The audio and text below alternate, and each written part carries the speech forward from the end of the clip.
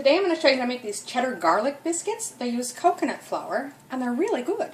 Alright, so my ingredients assembled here is 1/4 cup of butter, which was 57 grams. That's already been melted and sitting here cooling because you don't want it too hot when you mix.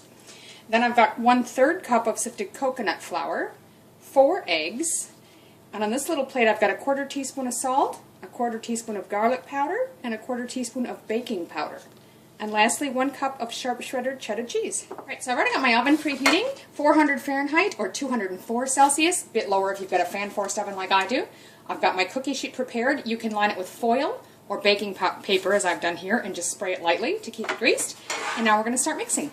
So I've got my eggs in the bowl here, and what I'm going to do is take just the baking powder and push that off, add that into the coconut flour.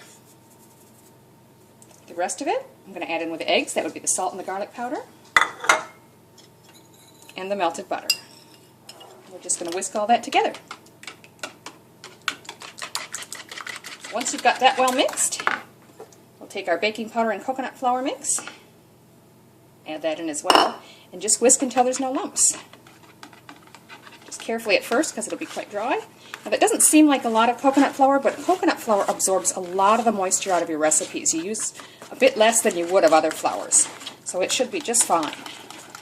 That's thickening up already. And now I'm just going to fold in the cheese.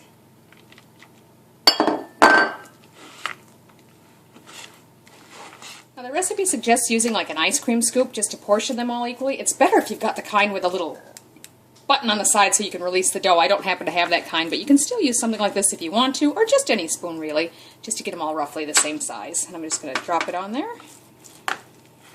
They also say you'll get about 8. Let's see how we go.